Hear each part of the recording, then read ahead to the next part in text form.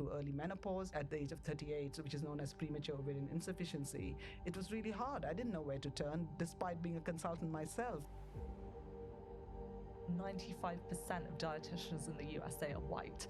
And that means that there's actually very little awareness and knowledge of cultural foods and cultural practices. Soy is safe in breast cancer. Studies have shown that those who are eating soy, they have a lower risk of dying from the disease. Iron is the number one nutritional deficiency globally. And obviously one of the big causes of anyone who menstruates is having heavy periods. So you might have undiagnosed endometriosis or fibroids. 3/4 of people with PCOS never get a diagnosis because are suffering from all these symptoms, and you go to see different specialists and nobody's joining the dots. Okay, you guys have both been plant-based for many, many years. What are some things you've changed your mind on when it comes to plant-based nutrition? Oh gosh, it's where to start. I think every single day, every week, I'm learning more and more about plant-based nutrition. There's already hundreds of thousands of studies relating to nutrition and new studies coming out every week. So I always stay abreast of, the latest research and things, but I also learn from my own clients and seeing the changes that they've made, the tweaks they've made in their diet and seeing the results that they've got. So I think probably one of the big ones is with regards to protein. You can absolutely get all the protein you need from plant foods, even whole plant foods. But it's something I've certainly begun to kind of prioritize a little bit more in my diet, just in terms of including a plant protein source with every meal, because I found that it really helps with satiety. It helps with, kind of performance goals. It can help with insulin resistance if you've got PCOS. So it's probably one of the bigger tweaks that I've made as the years have gone on. But there's so many. I think for me, the biggest hurdles that people have often faced is during pregnancy and during nursing and in the postpartum period. And to actually realize that every single important dietetic association all over the world actually have given their blessing when it comes to plant-based way of eating, whether it's vegetarian or vegan. And every diet actually has to be well planned. It doesn't matter what diet you're eating. And so when people say, oh, you have to make a lot of changes, well, if you want to be healthy, you do have to be being focused to the foods that you're putting into your mouth. And so I think that is one of the biggest things that I think people are now realizing, that you can be very healthy and have a healthy vegan pregnancy, a healthy plant-based pregnancy, and afterwards, and at every age and every stage of life. So that would be my number one. Is there any considerations for like the nursing period, especially? No, I think it's with any diet, you have to make sure that you have adequate calcium, vitamin D. You have to supplement all the right supplements. There are prenatal supplements and postnatal supplements that we encourage every woman to take, because sometimes you may not get it through your diet. Making sure that iodine, omega-3s, these are important. But that does not mean to say that a plant-based diet is deficient in any way. When you're talking about minuscule amounts of certain nutrients that we know pregnant women and those who are, nursing do need to pay particular focus on. Of course, you can get away with a lot of things. As we know, sadly, people often look at many of the lower income countries and say that those babies are malnourished or pregnancies are not healthy and they happen to be vegetarian or plant-based. And so that means that plant-based pregnancies and afterwards is unhealthy. That's very far from the truth, because those diets are very, very nutritionally poor, whatever they may contain. In those situations, of course, if they added any kind of nutritionally rich food, whether it's an egg or whether it is a bowl of dal, it would help them. We're not comparing that. We're talking about a modern diet in somebody who can afford to buy food. It's more than adequate to make sure that a vegan pregnancy is healthy. And I want that message to go out, because sometimes I have patients and their mothers who will say, don't you think that you should add a little bit more dairy and a little bit of eggs and a little bit of meat? And actually, you don't need to. There's no need to deviate from how you eat, except taking some particular care of certain supplements that you may not have taken as much care before. But I think everybody needs to plan their diet. And which supplements specifically for let's vegans? say B12. When you want to say? Yeah, definitely. So, it really depends person to person, but I think a good quality prenatal can be taken right up until kind of, the end of the fourth trimester. And many women choose to continue that while they're breastfeeding, making sure they have really good intakes of DHA and EPA, which are algae-derived omega-3 fats. So a good high strength one with at least 500 milligrams of DHA. And why? Just on that so that's really important for the developing baby's brain, and to make sure that there's adequate amounts in breast milk, as that's the primary source of fuel if the person is breastfeeding. If they're not, then they would have a supplement. And then there's certain nutrients that are recommended also by the UK government for newborns and things, particularly like vitamin D is one that you can give in like a dropper. Adequate iodine, adequate iodine, and just generally, making sure that there's adequate calcium. So maybe an extra serving of calcium fortified soy yogurt or soya milk, and adequate protein as well. Pregnancy and lactation place huge demands on the pregnant person. So just making sure that they have really good amounts of that, and it can be quite energy demand. The energy needs may go up as well. So sometimes even 500 calories extra per day. But again, this totally depends on the individual person, their body weight, their activity levels, so many different things. But getting an extra snack and maybe a handful of fruit and nuts, or a couple of slices of rye bread with peanut butter, those kinds of things can be easy breastfeeding snacks. One thing you mentioned was around culture, and you mentioned protein. And I think just on that topic, one thing I get asked a lot about is the South Asian diet and how it can be compatible to a healthy and fit lifestyle, especially if you've got fitness goals, performance goals, if you want to build muscle, lose body fat. Can it still be done on a South Asian diet? And I always say, yeah, of course it does. You need to make some changes though. But from hearing from two lifestyle medicine practitioners and doctors, I think it'll come. And who do strength training. Training will carry a lot of weight, and you're both women as well, which covers off a lot more of those myths around hormones, etc. So talk to us about that specific topic.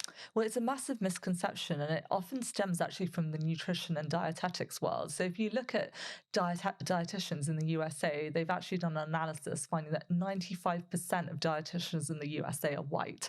And that means that there's actually very little awareness and knowledge of cultural foods and cultural practices. And everyone deserves, access to culturally relevant information around diet, around lifestyle, things like understanding that maybe we know in the UK, South Asian women are the most sedentary of all ethnic groups. And that can be for cultural reasons, maybe not leaving the house without a male partner in certain communities, or feeling comfortable wearing exercise clothes. So there are things that we can do around that, whether it's temples offering exercise classes, or, dietitians and nutritionists tailoring the NHS Eat Well guide to one that is relevant to the different person's diet. It could be, tailoring it to a Nigerian diet or a Gujarati diet, whatever it is. So that's why a lot of my clients say to me, I'm really glad I found you because you've been able to adapt my favorite foods. I haven't had to give up on my favorite, foods when I was growing up, but you just made some tweaks so that I enjoyed those in a wholesome way. But a South Asian diet is one of the healthiest. It can be one of the healthiest diets. This is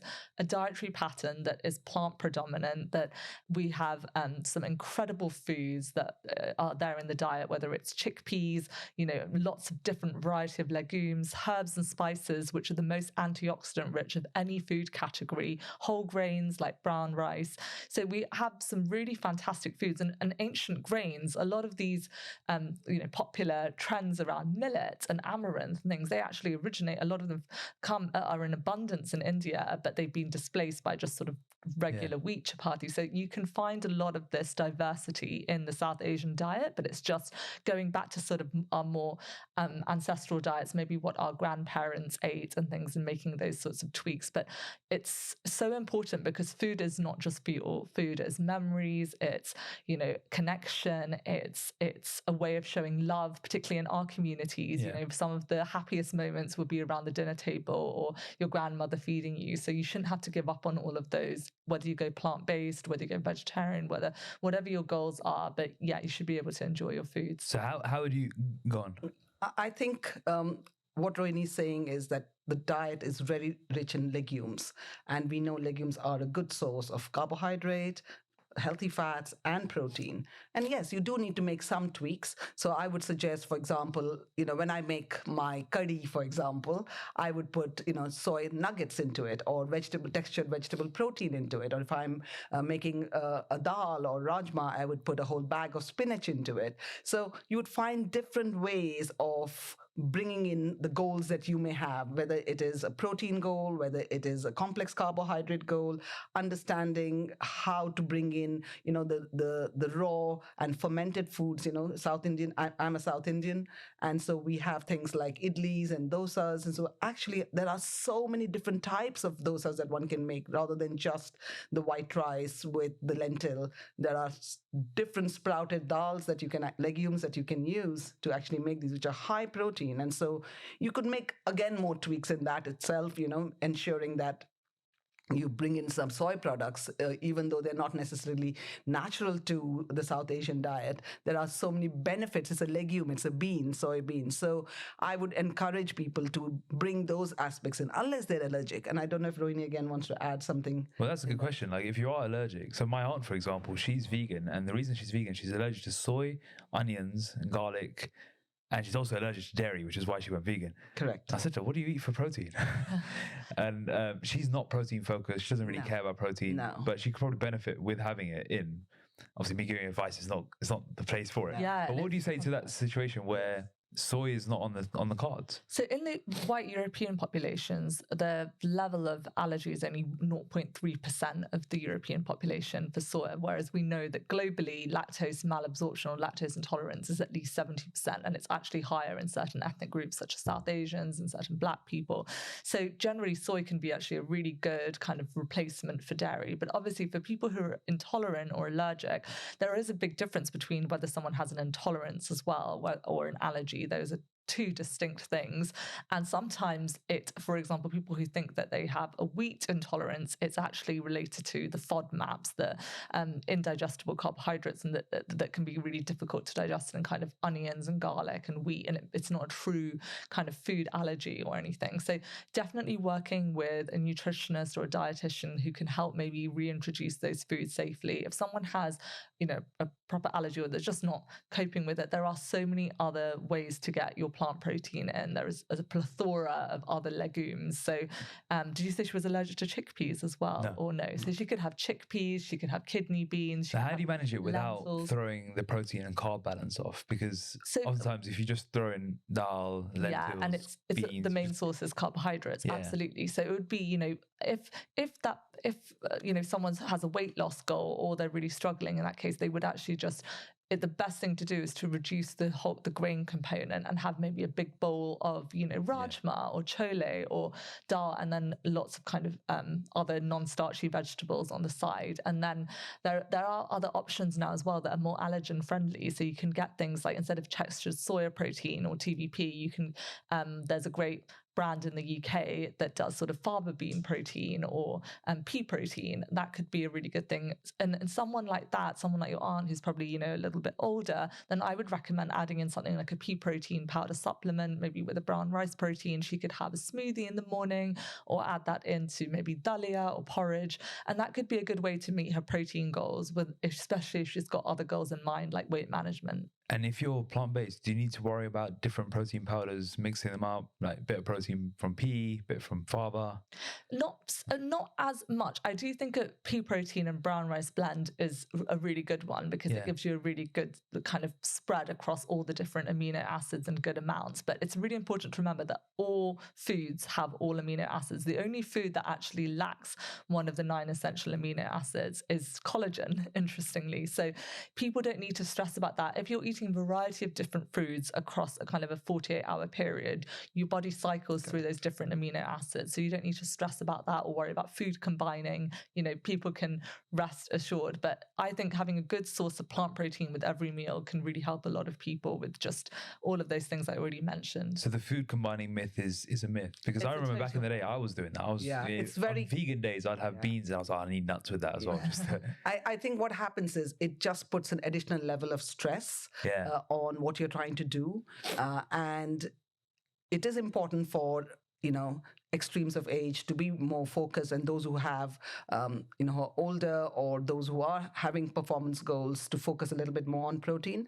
But at the end of the day, what you want is a diverse amount of foods, range of foods, fruits, vegetables, different beans. There are hundreds and hundreds of different beans used in a South Asian diet. And there are so many different ways of preparing them, whether it's from, as I said, pancakes to steamed cakes like idlis and dhokla and things like that, or whether it is, having big bowls of dalia or porridge. And yes, there is a higher carbohydrate amount in that compared to, say, soy. But if you are allergic to soy, then you have to focus in on these others, and green peas and things can be, and of course protein powders. I agree with Rohini. There is certainly a place. It doesn't have to be for most people, but there is a place for protein supplements as well. A pea protein or a brown rice if you're allergic to soy. But I wouldn't, again, I think the true allergies are not that common. And so it may be due to some ingredient in that particular product. And then they think they're allergic to soy, and it might be one of the emulsifiers or something like that. And so you're better off then thinking, should I be having a fermented tempeh or tofu, and having small amounts, working with a nutritionist, working with a dietitian, and introducing them slowly and safely. And with children especially, I don't think parents should try and do things if they don't have much knowledge about how to meet goals. It's always helpful to take advice from somebody who knows, because if you are coming suddenly having become vegan or gone plant-based because you've heard a podcast that you've done, it's very easy to just cut out the animal protein and then wonder why your child is not thriving. And then you have all these, the bad press, when it doesn't need to be like that. Historically, the South Asian diets have always done that kind of food combining that you would think of. When you have a dosa or a idli or a roti, you would have a protein supplement, a protein dish with it, and a green with it, and things like that. So that it's already been baked into our diets. We don't have to think too much about it. And that's why your aunt probably would not be almost certainly protein deficient. She just has to build more on that aspect by bringing in certain foods with the help of maybe an expert. So I think it'd be really useful to understand the difference between an intolerance and an allergy that you just mentioned there. Is there like a quick headline you can give on what the differences are? Basically, an allergy is you can become seriously unwell from ingesting even a tiny, tiny portion of a particular food or a medicine or an injection that one may have. That is an allergy that can lead to anaphylaxis, where you may break out into a rash or hives, or your blood pressure may drop. You may have to go to the hospital. That is very serious. An allergy is very serious. An intolerance, on the other hand, may develop over time. You may not actually initially realize that you have a problem, and then you start noticing some gut issues. You may start noticing changes in your bowel habits, you just feel unwell or nauseous. Those sort of things may happen with certain foods.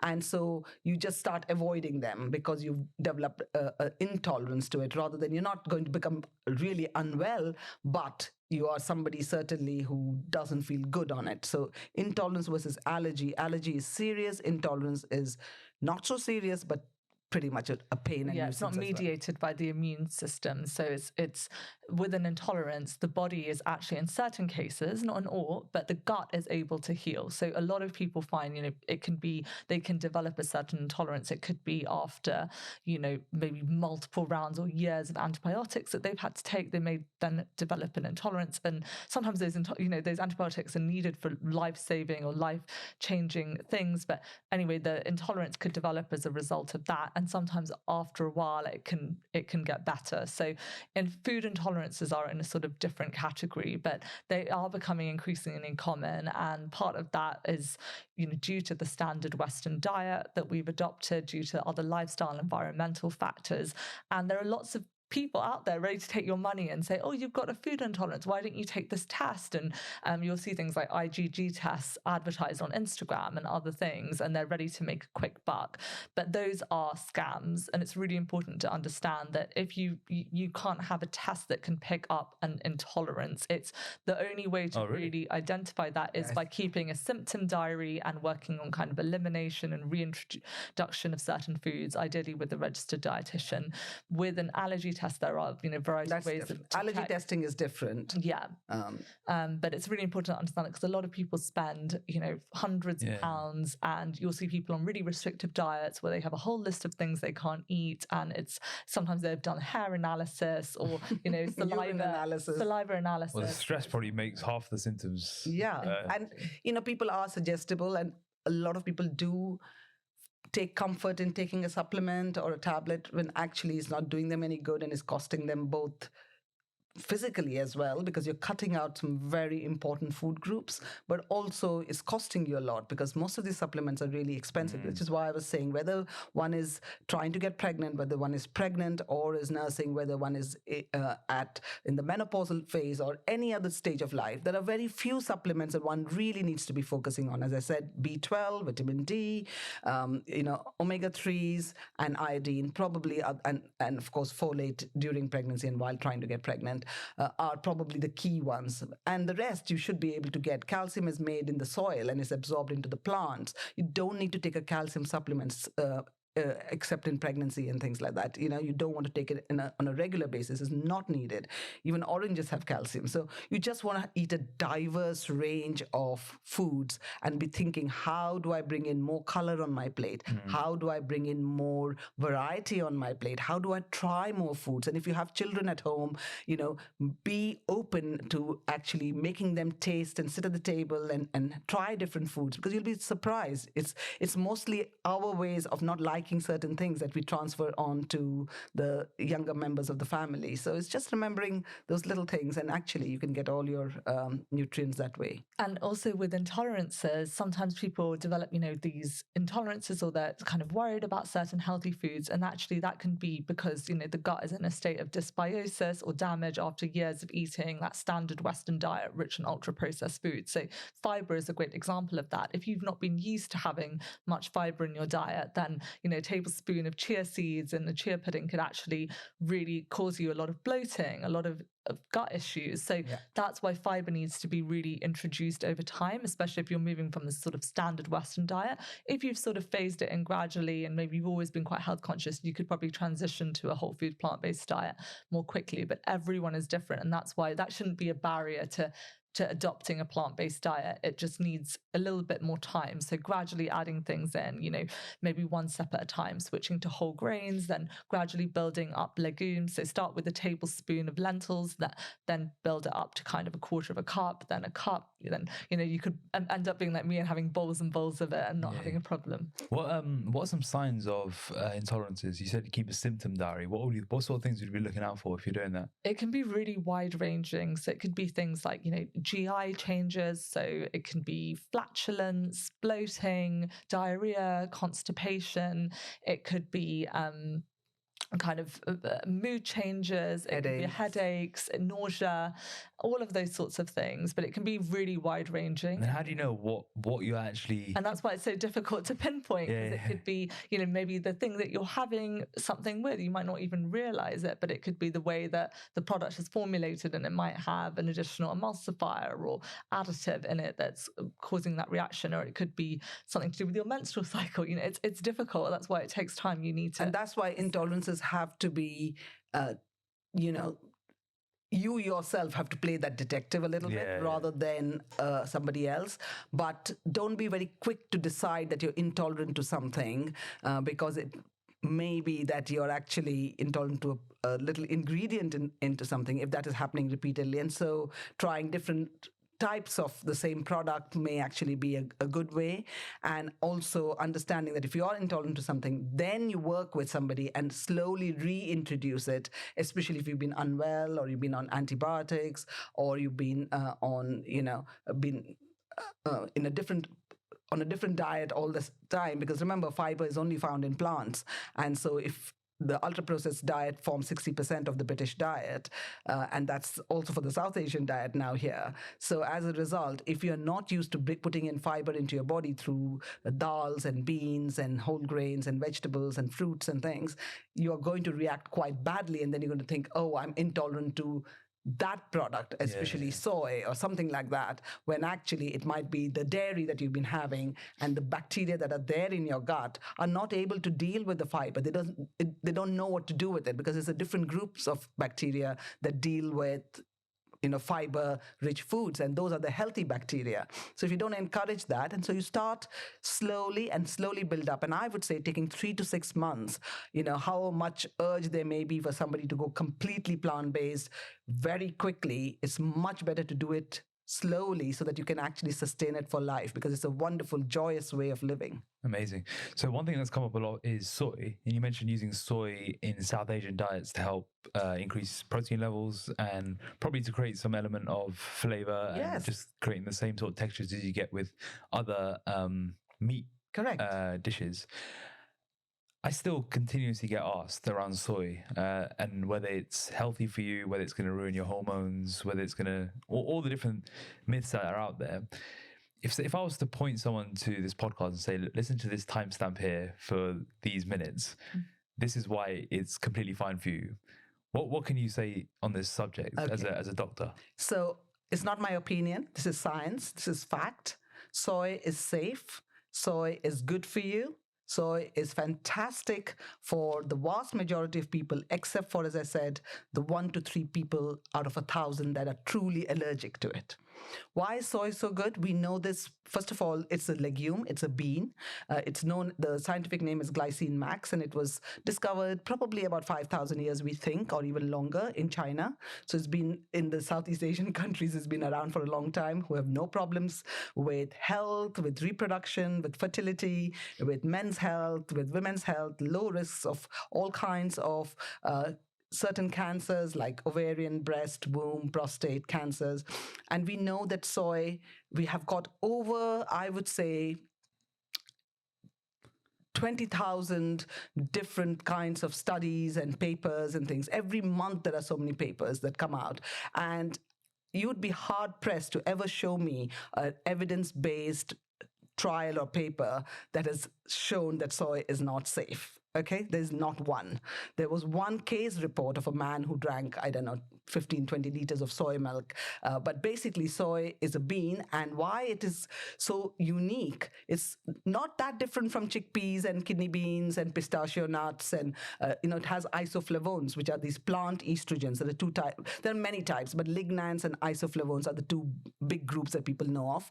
Lignans tend to be the flaxseed and cereal bran and things, and isoflavones are found in soybeans and chickpeas and some other fruits and things like that. So these plant estrogens are very clever. They mimic the action of estrogen very weakly in certain tissues and block the action of estrogen in certain tissues. Unlike mammalian estrogen, that means the estrogen that is produced in our body fat and estrogen that is found, say, in dairy and meat and things. They work on both the alpha and the beta receptors, while soy works mainly on the beta receptor of estrogen. So as a result, when it works on the beta receptor of the tissue, in bone, it helps to promote the growth of bone, so reduces the risk of osteoporosis. It helps to promote reduces the growth of breast cancer by preventing the blood vessels, angiogenesis. It also reduces the risk of so many cancers, ovarian, breast, prostate. Those who actually eat soy have a 25% reduction. From the American Journal of Nutrition, there were 6 big studies that they combined together. They found that there was a 25% reduction in prostate cancer, while there's a 25% increase of aggressive prostate cancer in those who actually have an intake of dairy, a high amount of dairy. So that's really important information that is not available to people. But also in conditions like heart disease, we know that soy, especially fermented soy, tempeh and things like that, are particularly heart healthy. We also know it helps to lower cholesterol. It helps to reduce weight. It helps in hormonal health. So whether it is polycystic ovarian syndrome, it improves all the markers, all the androgen excess markers. It helps in conditions like endometriosis, although there are not many studies for endometriosis, but it helps even in endometriosis. And even more importantly, for those who are approaching perimenopause and menopause, when your periods finally stop, there was it's a small study, but a brilliant study, a randomized trial by Dr. Neil Barnard, which showed that those who are eating half a cup of mature soybeans every single day actually had an 84% reduction in menopausal hot flushes. Now, that is fantastic because there are a lot of women who can't take HRT for whatever reason that they may have. And so that is important. And soy is safe in breast cancer as well. And studies have shown that those who are eating soy, having had a diagnosis of breast cancer, not just those who are trying to reduce their risk of breast cancer, even if they've had breast cancer, they have a lower risk of dying from the disease. So it's important to put this message out. There are some people who say, but I'm on thyroxine, I've got thyroid issues, how can I take soy? Simple. Yes, soy does compete with the same receptors as thyroxine in your thyroid, so it can reduce the efficacy of thyroxine. So you want to give a couple of hours. So you take the thyroxine first thing in the morning or when you get up, about 4 or 5 o'clock, if you want to use the bathroom, and then a couple of hours later you have your porridge with soy milk and things like that. So soy is safe. And the only thing that we would say is that under the age of 1, you don't want to give these shop-bought soy milks or anything. It needs to be, if you're going to use any soy-based formulas or any infant formulas, it has to be with the help of a pediatrician or somebody who actually knows what they're doing. You can't just give them, water, for example, or soy milk from shops. But otherwise, soy is a very good supplement to anybody's diet, and that half a cup of mature soybeans that we were talking about gives about 50 milligrams of isoflavones, and you can get that from drinking a cup of soy milk, having half a cup of soy yogurt, plus a handful of edamame beans or half a block of tofu or a handful of tempeh. So 2 to 4 portions depending on your level of activity, and for men as well, I would say that the reason I don't recommend more than 4 portions, and a portion is a handful or 80 grams, is that you're then going to cut out on other things. You're going to cut out on your other beans and your other whole grains and your potatoes and your sweet potatoes, all the things that actually bring you a lot of nourishment. I know there's a lot of bad press about potatoes, but actually potatoes with skin, when you cook them and put them in the fridge and reheat them, they have resistant starch and they also help to fill you up. So it's important to bring these foods in, but try and bring between 2 to 4 portions of soy unless you're truly, truly allergic. There are so many, and also for young children and for us when we go to parties and all, it's absolutely fine to have some soy burgers and soy-based sausages, and older people may actually benefit from eating some soy meats and things like that, simply because it's hard to get older people have a smaller appetite, so you want to give them more calorie-dense foods, so you would want to include that as well. I don't know if Rohini wants to say anything in this. So if I'm having soy milk in the morning, tofu for lunch, some tempeh or for edamame beans as a snack, tempeh and edamame spaghetti in the evening, I've got nothing to worry about. You have nothing to worry. I'm not going to get man boobs. I'm not going to ruin my hormones. You can't get man boobs because the plant estrogens, the phytoestrogens, do not work that way. That is an important thing to understand. That's what every guy asks me about. Yes. The man boobs, sadly, come from the mammalian estrogen, from carrying excess weight, from having a lot of animal products, not from soy at all. There is and the other important thing for people who may be vegan, because being plant-based is slightly different from being vegan. Vegan is more of an ethical philosophy. The rainforests that are getting cut down is not for the human consumption of soy. It is to do with we eat about 60 kilos of soy when you consume animal products, because about 1 kg a week, or 52 kilos, you can imagine. So most of that is being fed to animals. So chicken and fish tend to be the biggest amounts of consumers of soy, because they're fed that, because it's very healthy source of protein. But if you're worrying, almost all the soy that comes into the UK is governed by the UK Sustainable Roundtable of Soy, so a roundtable of sustainable soy. So everything that comes in is monitored. It's also not GM modified, although there's nothing really wrong with GM modified. There's no food in this world that we're eating that is not genetically modified. But for people who are anxious about it, 6% of the entire soy production of the world is consumed by humans. The rest of it is for biofuel, rest of it is to feed animals. And so it's a very energy inefficient way of getting something that we should be eating directly, not through animals. And how do you shop soy? Any considerations like so I certain would types of definitely tofu? go for I would stick to minimally processed soy, even though actually soya milk and tofu have been classified as an ultra processed food. They really, that's really not the case when you look at kind of all the health profile and everything. A can of beans is also considered ultra processed, and vitamin D supplements are ultra processed. So I think as a nutritionist, I'm the first one to say there's nuance when it comes to nutrition. It's not black and white. There are always shades of grey, and if we can have certain foods that help us meet our nutritional needs, particularly as individuals or as a population, that's really important. I would say choose a calcium fortified plant milk and yogurt, just because I think that helps you meet your kind of calcium goals. They're fortified with B12 and vitamin D, although I always recommend supplementing on top because it's difficult to get enough. Even from just having fortified foods, you need to have quite a lot otherwise.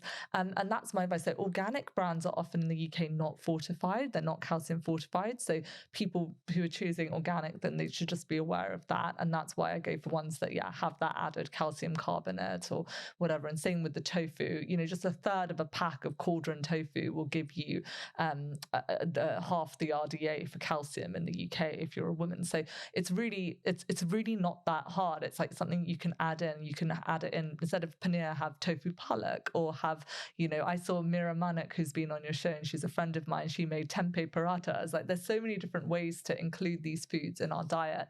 But those are kind of my top tips. And obviously, don't go for things that have a lot of the added sugar or a lot of additives in it. But it really depends again on your goals. Maybe you're an avid gym goer. Chocolate milk can actually be a great way to refuel after a long cycle ride. It's got a great blend of, it's going to give you that energy. It's going to give you some protein. There's just about 6 grams of protein in a cup of soy milk. So it all adds up, and it's a much better option than having almond milk or oat milk too regularly. I mean, I love oat milk in a coffee, but it doesn't have that. It doesn't have that protein component and those other nutrients that my mother already mentioned. Maybe let's discuss plant milks, because that's quite an interesting topic.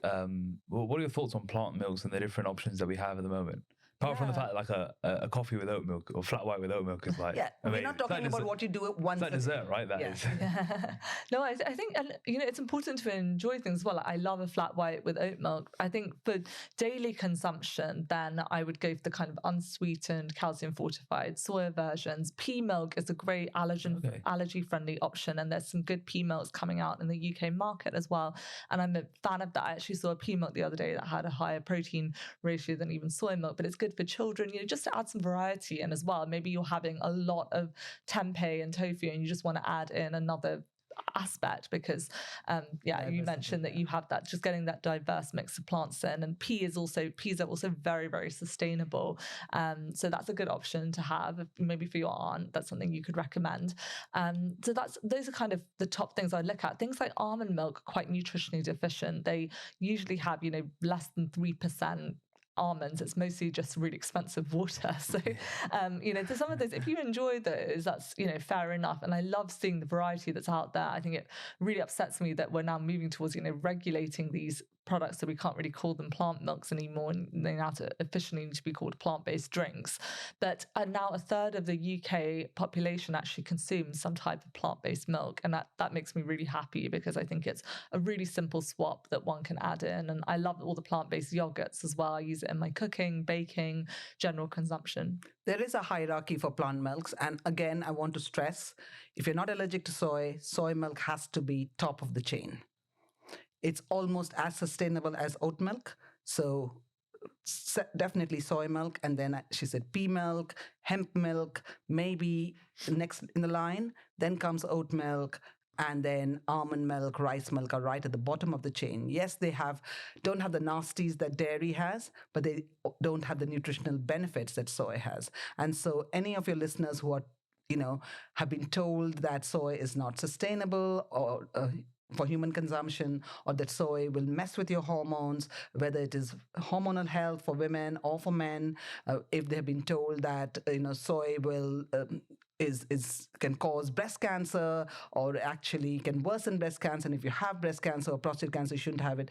Those are all myths. In fact, we tackle there's a whole chapter in our book, Living PCOS Free, where I discuss soy. But those who don't want to buy the book, on my website, I have a entire fact sheet that is free on the role of soy in men and women's reproductive health. So it's really important it pains me to see how many people avoid soy products when actually it could be changing the South Asian diet, tempeh parathas, tofu scram bhurji, and all these amazing things that you can actually tailor, make it spicy, put chilies and herbs and spices. It's just fantastic. And I just want people to, I'm not part of any soy company, but Most passionate woman about soy. Yeah, I am very passionate about soy. I just feel it's got a bad press for no reason. Well, just shifting gears into some health conditions now, because when I mentioned you guys were coming on, I had a few questions around plant-based nutrition and plant-based approaches and endometriosis. Yes. How can a vegan diet help with endometriosis? So endometriosis is a chronic inflammatory condition. We think you're often maybe born with it. There's a genetic background. If you have a mother or somebody in the family with it, then you are several-fold likely to have the condition. Heavy periods, painful periods are common presentations, and it should not be considered normal because, your mother had it, so it means you're destined to have it. No, one has to be thinking of conditions like endometriosis. Endometriosis is a chronic condition, as I said, but what actually it is every month the lining of the uterus that sheds like a period, tissue very similar to that lining. We're not entirely sure of why it happens, but tissue very similar to that lining sticks itself outside to the back of the uterus, to the fallopian tubes, to the ovaries, causing cysts, can stick itself to the bladder and bowel, causing bowel symptoms, chronic fatigue, chronic pelvic pain. So there are a host of symptoms, subfertility or difficulty in conceiving. So endometriosis can basically pervade into every aspect of one's life. Now, we know from the Nurses' Health Study, about 170,000, I think, women were followed for years and years and years, and there are different types of different Nurses' Health Studies, Study 1, Study 2, Study 3. But what they found is those who ate red meat every day, even a small portion, had something like a 26 to 30% increased risk of developing endometriosis. Even those who cut it down and had it once a week or twice a week had still a very significant chance of developing endometriosis. In the same breath, when they actually ate citrus fruits or fruits and green leafy vegetables, 2 portions of green leafy vegetables in a day, or 1 portion of fruit in a day, they actually significantly reduce their risk of endometriosis. And that is part of a plant-based way of eating. So bringing in plant-based foods, soy, turmeric, curcumin in the turmeric, seaweed. We know these all have been shown. Japanese women who ate more soy products, who had seaweed in their diet, had a less chance in a study of having severe, there are different types of endometriosis, but they had less chance of having the more serious type, the severe or moderate endometriosis. So definitely the way forward for managing endometriosis is a plant-based way of eating. Also, we know that there is a lot of unhealthy bacteria that are found within the peritoneal cavity or within the abdomen, within the tummy in endometriosis. Salmonella, Shigella have been picked up, and they usually often again come from poor gut microbiome or simply because, if you're eating foods that don't have a lot of fiber, you promote a lot more of these, and so they can make the conditions much worse. It's not exclusive that, just because you're plant-based, you can't have endometriosis, but you can certainly manage many of your symptoms. Go on. I was just about to say as well, you mentioned chronic diseases. All chronic disease is rooted in inflammation. That is the driver, and that can come from a variety of factors. Obviously, our diet being a huge contributor, but also our lifestyle. Maybe you have a sedentary lifestyle. It can be, a stressful environment, toxic relationship, lack of movement, lack of sleep. All of these things are contributing to inflammation. So when you have a condition like endometriosis or any kind of inflammatory condition, then changing aspects of your diet, bringing in anti-inflammatory components, whether it's all those plant foods we mentioned, can really, really help. So all those micronutrients that are going to help, whether it's magnesium or selenium and all of these things that are completely lacking in the standard Western diet for the most part. What about PCOS? I know you've got a personal story around PCOS. Obviously, both written a book about it. Again, we get a lot of questions around: can I still lose weight and be fit if I have PCOS? I had a message the other day saying it's impossible for me to do this with this health condition, so I just can't do this. And I share the articles, and I think hearing it from yourself would be useful here. Well, I really feel for the person who wrote in for that, and I totally understand where they're coming from, because when it comes to PCOS, the main narrative around it is go away and come back when you want to have a baby, or go away and lose weight. And that doesn't really help the person who's at the receiving end of that, because with PCOS, it is a bit of a cascade effect. The insulin resistance and the higher androgen levels we know can be kind of appetite stimulating and result in someone kind of having increased cravings and so on, and also finding it difficult to regulate their body weight. And we know that excess body weight can worsen a lot of the symptoms with PCOS. So it's a little bit of a vicious cycle. However, it is not impossible with PCOS, and it's really important to understand that regardless of the condition, unless there's a few other things, it will come down to kind of, again, when it comes to weight management, you talk about this a lot, it comes into kind of being in a calorie deficit. However, it can be very painful to get into a calorie deficit when you've got these hormonal conditions. And one of the things to focus on are things that are more in your control. Can you do more strength training to help with glucose disposal? Can you focus on getting a diverse mix of plant foods in? Can you focus on getting more good quality sleep? All of those things could help you with your PCOS and managing some of those symptoms, whether it's, acne, excess hair growth, irregular periods, excess body weight, and help you to kind of get on top of the condition. But yes, and not everyone with PCOS has excess body weight. 80% of people with PCOS do struggle with their body weight and tend to be in the higher weight range, but 20% can be lean or even underweight with PCOS. And actually that can be more resistant. That was kind of my story. I'd never really had excess body weight, but I really struggled with a lot of the symptoms of PCOS, and it can be even harder to manage in those cases. So it's kind of looking at making changes in all of those pillars of lifestyle, not just zoning in only on diet. And we know people with PCOS also 6 times more likely to suffer with disordered eating and eating disorders such as binge eating disorders. So without purging. So that can be really hard. So when you come to see a gynecologist like me or an endocrinologist and you are told to go away and lose weight, nobody's taken into account the mental health aspects of it and of disordered eating, because you're not frankly anorexic and things. So what happens is you're seeing somebody sitting in front of you who you think, yes, can afford to lose some of the weight, but actually what they're struggling with is disordered eating, and they're not purging, which is a very common feature in PCOS. So rather than, as Rohini says, don't focus on, especially this person who wrote to you, definitely there's hope. It's harder to lose weight. Once people have put on weight, and whether you have PCOS or not, once you put on the weight, it's harder to lose weight, but it's not impossible. But it's important not to focus on weight loss, because we know study after study has shown that you tend to put the weight back on. Instead, focusing on health goals. I want to be able to run a 5K. I want to be able to have regular periods. I want to have a baby in the future. I want to be able to, go out with my partner and actually have a good time, so that you're not so anxious. I want to reduce my anxiety.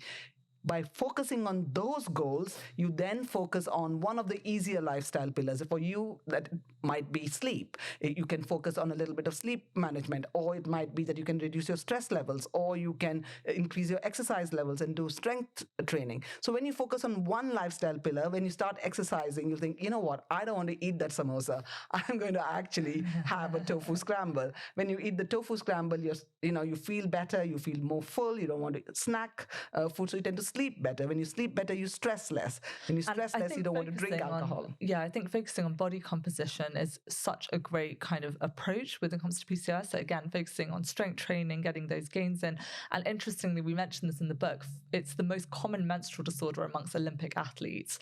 And a lot of people don't realize that it's considered that actually about 40% of female Olympic athletes have PCOS, and people with PCOS actually they've done studies where there was a study where they looked at kind of arm strength. So it actually can be, it's one of the areas where it could actually be an advantage, in the gym. You can build muscle more quickly. Really? Yeah, and being able to do that, because obviously, the higher testosterone, higher androgen levels. So I think strength training can be really empowering if you have PCOS, and it can help you kind of feel comfortable in your own skin, because it's a stigmatizing condition, dealing with things like excess hair growth, acne, subfertility or infertility, excess body weight, scalp hair loss, OCD, anxiety, depression. These are all things that aren't talked about, and sleeping problems as well. So it's a whole body issue. And it's the same with endometriosis. We often think of just one thing. If you say to someone PCOS, they automatically think kind of infertility, or they think of that, but it's actually, these are whole body conditions. They affect you from the top of your head down to your toes, and what's going on inside as well. So you want to reduce that inflammation through a variety of ways, and never shame someone who's going through that, but just try and support them. What were some of the symptoms you experienced? So I really had, almost all the symptoms that I've already mentioned, and I controlled it for a long time with being on the pill. And whenever I tried to come off the pill, I noticed the symptoms kind of flaring up. Inflammatory cystic acne was something I struggled with. It's something that still flares up for me. And it was incredibly frustrating, being a nutritionist and having to deal with cystic acne. Acne has actually been shown to dramatically increase the risk of someone having severe mental health issues. And it really worsened my anxiety. It stopped me wanting to kind of socialize and be out there. And I tried everything, long-term antibiotics, laser, changing my diet, eliminating X, Y, and Z. So I've had that experience myself, and I know how important it is to address all those 6 pillars of lifestyle, and and not just zone in on one. It can be really tempting to just go, I'm just going to be a gym bunny and do 6 hours a day. Actually, the high cortisol from high intensity training can actually worsen some people's PCOS symptoms. For other people, it might improve it. So it's about looking at the person as an individual. There's no one size fits all with PCOS. One person might really struggle with X, the other person might struggle with Y. It's kind of looking at what's your goal, what are your symptoms, and ways that you can bring in more balance. And getting a diagnosis, I think, is really important, because 3/4 of people with PCOS never get a diagnosis because, you are suffering from all these symptoms, and you go to see different specialists, and nobody's joining the dots. You might have irregular periods, come to see a gynecologist like me. You might have insulin resistance, go to see an endocrinologist. You may go to a dietitian for weight loss. You might go to a psychiatrist for anxiety. You may go to a therapist. You might go to a beautician. So what happens is nobody's actually sitting down and seeing what's happening. So what we want to do is empower women at every stage with regards to hormonal health, and men as well. I think it's important to be an advocate, because especially if you're a person of color and if you're a woman, you do tend to be dismissed much more in the medical community. So it's really hard to be heard. And especially if you're somebody who's living in a larger body, that's really tough. We know that the medical community can be particularly racist and particularly fat phobic and things like that. So it is so important to be able to, find your voice, write down all the questions, and don't take no for an answer. Do the research, change doctors if you have to, because there are plenty of very good health professionals out there. And just because you've had one bad experience, I know this from my own personal experience, because I went through early menopause, and at the age of 38, which is known as premature ovarian insufficiency, it was really hard. I didn't know where to turn. Despite being a consultant myself, I couldn't approach a lot of people. So it's taken me, 22 years to actually learn how to advocate for myself. And so I want people not to have to go through that journey, and try and make it simpler for them, so they can actually not have to wait all those years to get heard. We've squashed a lot of myths in this podcast so far, which has been great. What are some of the plant-based myths you wish would just die forever? I don't even know where to start. I think there's myths about literally everything. I think that, particularly around micronutrients, so that, when it comes to hormonal health, one that comes up a lot is iron. And that, people who say, oh, I need my red meat for iron. We know that actually vegetarians and vegans actually vegetarians, sometimes certain studies have been shown to have a lower iron status than fully plant-based eaters or meat eaters. But obviously everyone's diet is different. You can get adequate iron from the foods you eat. The main iron is the number one nutritional deficiency globally, and obviously one of the big causes of anyone who menstruates is having heavy periods. So you might have undiagnosed endometriosis or fibroids, or there might be another issue. If you're having really heavy menstrual bleeding, you should definitely have that looked at. But when it comes to iron, there are such amazing sources of non-heme iron in plant-based foods, whether it's dark leafy greens, beans, cashew nuts, tofu, dates, figs, tofu, tempeh. There's just such great sources. So I think that one is frustrating, because I see a lot of women struggling with their hormonal health and then being told that you can't follow a plant-based diet because you have anemia or you have this. And actually, that's not the case at all, but it's one that comes up a lot. What about yourself? I think, again, it is when it comes to any associated medical condition, people will automatically, immediately say that, having a plant-based diet will worsen your diabetes, will worsen your hormonal health, will worsen your, and soy especially, I think, has to top all the myths always. Soy and protein. Soy, protein all the time. Micronutrients, it's too high in carbohydrates. Too high in carbohydrates, unhealthy, and that we've always eaten like this. So, why are you now trying to go completely plant-based? It's not really necessarily true. Just because we did something, we never lived more than 35 years, life expectancy. Also a very different life then. No, but the life expectancy, we're living now, the average age that a woman lives, whether in Singapore and in Hong Kong, is something like 88 years. Wow. In the UK, it's 83 years. So after you stop your periods, that's another 3 decades that you have. So when people say my life is over just because your periods have stopped, no, your life is just beginning. So it's important to understand that you can't go back to, this is how we ate in the Paleolithic area. We know that paleo diets actually were very rich in roots and vegetables. That was the main thing. But, the gatherer, nobody talks about, because she was a woman, and hunter, everybody, because it's more macho to go around killing. I didn't think of that. Yeah, it's true. So I think understanding that we are now in a stage where we want to live longer, but we also want to live better. If you want to live better, study after study, including the Global Burden of Disease study, showed that you can prevent something like 11 million deaths just by introducing some whole grains and fruits and vegetables into people's diets. So we know that life expectancy, reduction of chronic illnesses like type 2 diabetes, stroke, dementia, all these will improve the more plants you can eat. Plant predominant, completely plant-based, all absolutely acceptable. Don't think about what you can't eat, think about what you should be eating. Yeah. That is my message. I think when you say it like that, where you can increase your life expectancy and quality of life just by eating fruits and veg, it really makes me realize how much of a bubble I live in. Because I think, I just think, everyone's eating fruits and veg. No, but they're not. Probably the reality is that most people Only aren't. 17% of UK teenagers are getting their 5 a day. That's less than 1 in 5. So, it's even the really, fiber. Most people don't get their fiber. Only 1 in 10 UK adults gets the fiber recommendation of 30 grams a day. The average intake is about 17 grams a day of fiber. On a plant-based diet, you can easily clock in at 60, 70 grams of fiber. What do you think needs to fundamentally change then in order to increase that statistic? Education. I think there's so much that needs to change. I think it's education. I think it's access to healthy foods. But education to who though? To the general public. I think to health professionals. I think one of the biggest thing in media.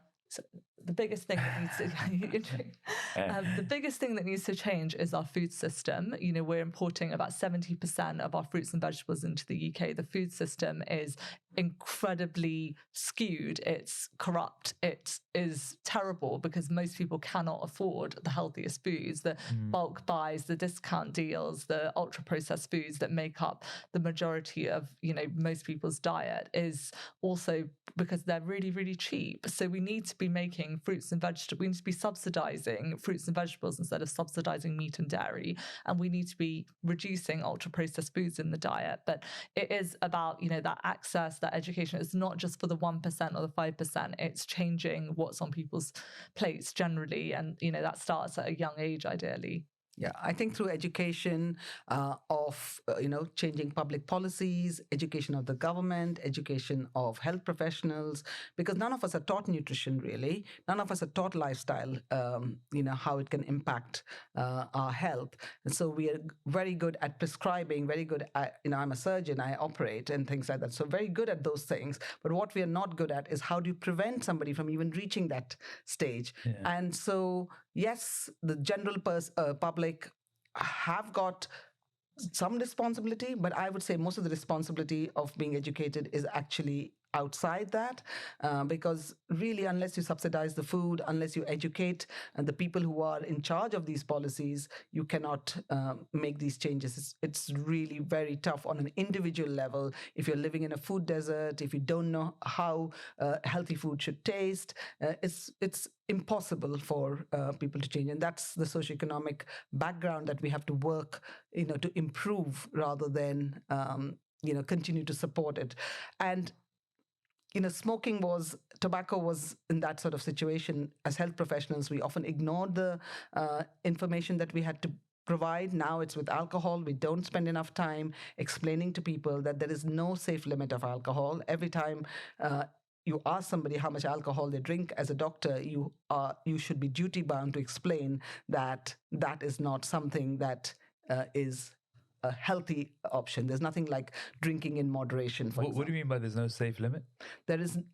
So even the smallest amount of alcohol will have more of a detrimental effect in your overall health than somebody who is a teetotaler. The reason why previously they thought that drinking in moderation was okay, occasional glass or having some red wine was okay, was because there's a whole group of people who have stopped drinking either because they've got cancers or cirrhosis of the liver, who then would skew the numbers. So we know now from all the evidence that is there that there is alcohol as such is a class 1 carcinogen. You should not be, as a health professional, telling somebody it is okay to have any amount of alcohol. What people do in their own private life, that's a completely different matter, but it is not. Every government initiative should be talking about what the Canadian directive is. There is no safe limit for any. So when they say like, oh, how many units do you have if you're under a certain amount per week or per old information. That's not scientific anymore. Do you guys drink? No. So I might have, half a glass of champagne at Christmas, but I gave up alcohol during the COVID-19 pandemic in 2020. I actually think that period of being kind of out of a social thing gave me the opportunity to do that. And it really helped deal with my anxiety. I realized I was kind of drinking as a social lubricant and to kind of patch up feeling insecure in social settings. And initially what I did was sort of keep a drink diary and track things, and swapped to kombucha when I did go out, and make a few changes. And now that I love exploring alcohol-free drinks, basing more of my social life around alcohol-free things, and I don't really mind if other people drink around me, but I feel a lot more confident, a lot more comfortable in my own skin since I stopped drinking. And also being South Asian, we have a 6 times higher risk of type 2 diabetes in this country, 50% higher risk of heart disease. Chronic disease is sort of just like waiting for us at any moment if you're South Asian. So I know my family history, I know my genetic history. The last thing I want is to add fuel to the fire. I already have PCOS and other chronic health issues, and the last thing I want is to exacerbate those. I do occasionally enjoy a glass of wine. I probably hadn't tasted alcohol until I was 40. Really? Yes. And I do enjoy a glass of wine, but I'm very mindful because I know it can make menopausal symptoms worse. Even a single glass of alcohol will increase the risk of breast cancer in postmenopausal women by 12%. And we know that no study has ever shown that you have to drink, 16 bottles of red wine to get the resveratrol.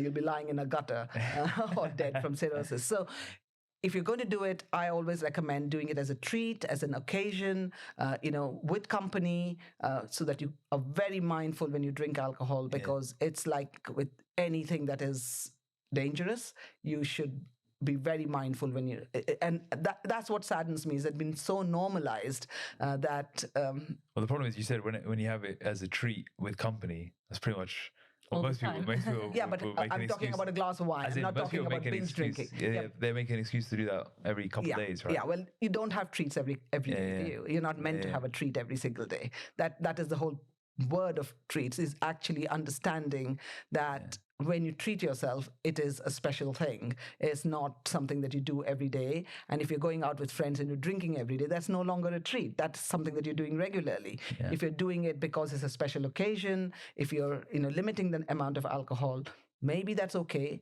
Maybe that'll have repercussions for you if you already have chronic illnesses. So my medical advice always is you need to be very aware of how much you're drinking and try to reduce that amount to zero or as low as you can go. What you do, again, as I said, the rest of the time, as a doctor, I cannot condone alcohol, whether it's for myself or for anybody else. I can't condone it. Simple, because the evidence isn't there to support. A few things you mentioned was around like genetic and hereditary factors for chronic disease. How much of a thing is that? Especially when things like cholesterol, diabetes, heart conditions. How much does genetics play into this whole thing? I think it's pretty big. Anywhere from 5 to 10% is a small amount of number. But what I want people to remember is, while genetics can play a very big role in your particular case, it may be 5 to 10% of all chronic illnesses, but for you, it might be 100%. But lifestyle is what will change that destiny. Just because you're destined to get a particular type of diabetes or or PCOS or endometriosis, while overall genetic conditions only are about 5% or 10% of all the entire population, for you as an individual, that might be what you're carrying, the genetic card. However, the lifestyle changes that you bring in can mitigate how you navigate your life through with that condition. So yes, like George Bray said, genetics loads the gun, but lifestyle pulls the trigger. So you want to make sure that your lifestyle, as much as you can do, small steps at a time, small positive changes will go a very, very long way to make a big difference for most people, and so that even if you are then ending up with a particular condition, you still are able to reduce the overall risks that come from that condition with the help of medication, surgery, but lifestyle has to be the common theme throughout. Yeah. So you can't. So even if you live a healthy lifestyle, some things you may not avoid, but you can manage the impact of it. Totally, because you may have somebody with hyperlipidemia, which is high cholesterol running in the family. Yeah. Okay, familial hyperlipidemia. So your liver produces this, or it doesn't have enough receptors to absorb the cholesterol. So in that situation, you can do the diet and lifestyle, which can bring down people's cholesterol dramatically for you. If you have that genetic condition, will not take it down to safe enough levels. So in that situation, definitely you should be thinking, should I not be on a statin? Should I not be on a medication? Because it's not one or the other. Western medicine has made so much progress. You should not be denying yourself the oral contraceptive pill when it can actually change the quality of your life when it comes to acne or excess hair growth of polycystic ovary syndrome, or prevent unwanted pregnancies, because pregnancy is a dangerous business, right? So it's important to understand that Western medicine goes hand in hand with lifestyle medicine. Just because you are using a plant-based diet to lower your cholesterol, it does not mean that you stop there if your levels are not going down to heart attack proof levels. So you want to be then on the right medications, and so or have surgery where if you have a growth or a tumor or whatever, it does not mean that you only do the plant-based things. Yeah. You have to also embrace all the beautiful advances that antibiotics and surgery and things have made, and to live the best life that you have been given to do good in this world. When you have people come into your practice, when you see people in hospital, what are the things that make you the most upset? I think it's, definitely the idea that chronic disease is a ticking time bomb. Maybe both your parents had type 2 diabetes, so you just need to kind of sit back and be passive, and it's going to happen to you, and you're just sort of waiting for that time.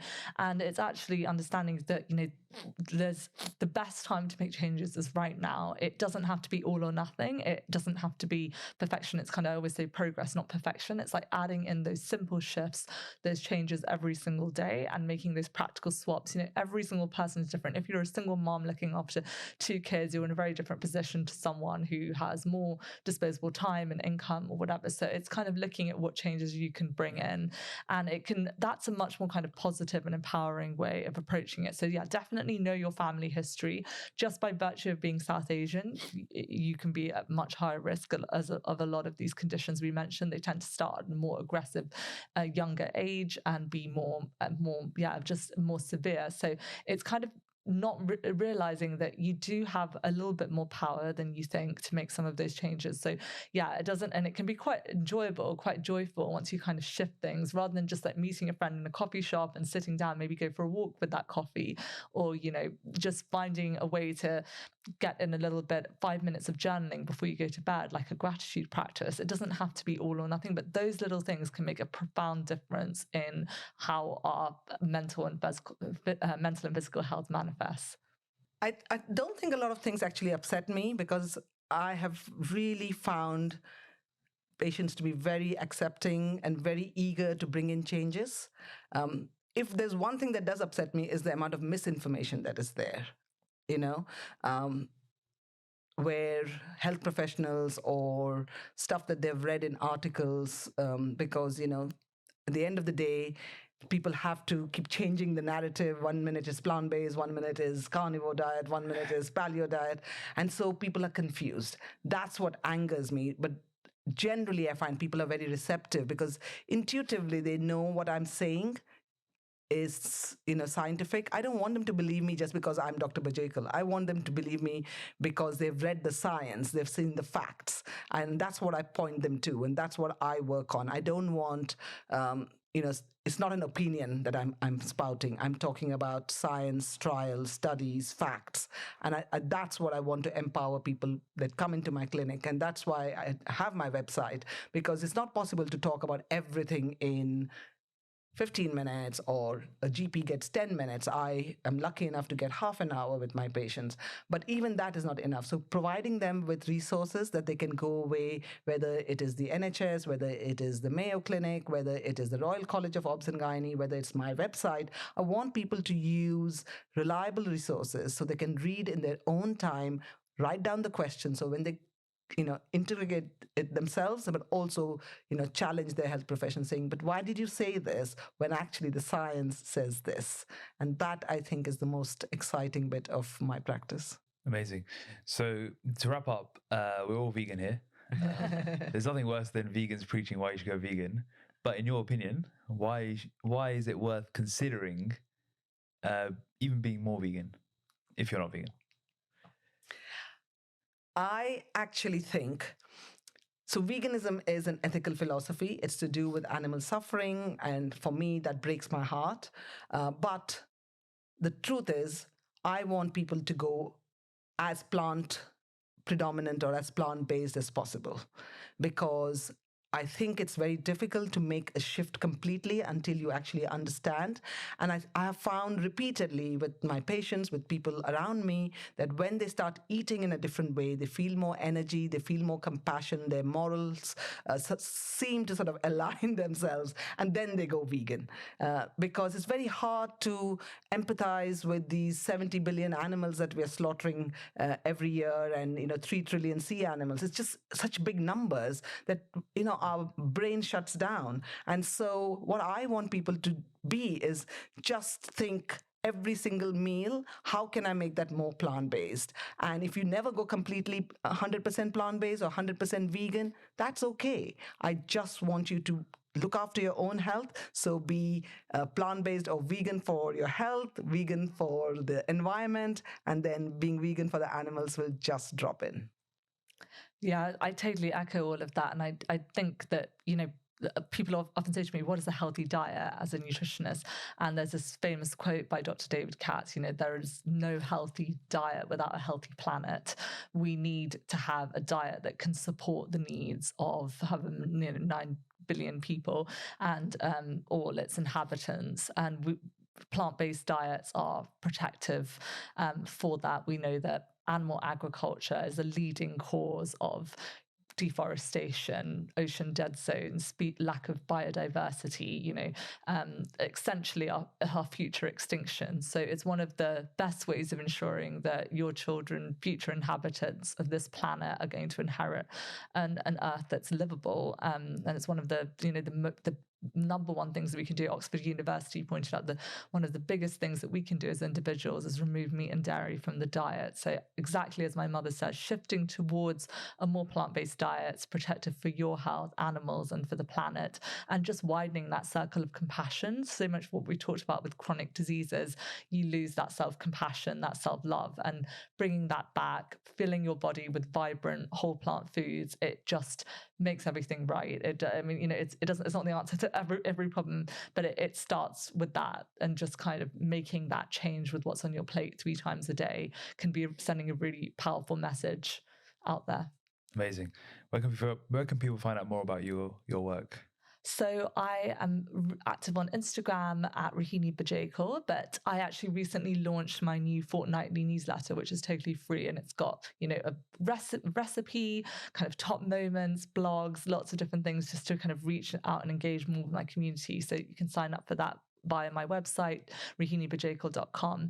And obviously our book, Living PCOS Free, which also contains my personal story, but lots of practical tips on kind of healing from chronic disease and bringing in those lifestyle medicine tools. We didn't have time to go into all of those today, but I think it's a great one-stop shop for hormonal health. For me, I would direct people to go to my website, nitubajekal.com, because I've got over 50 gynecological fact sheets. I've got lots of lifestyle medicine fact sheets and podcasts and recipes and things linked. I'm also active on Instagram, on TikTok, anything that will get people that I won't normally be able to reach, because I do want people to change their lives for the better. Amazing. Thanks so much for coming on, guys. I feel a lot of value inside. Thank you for having us.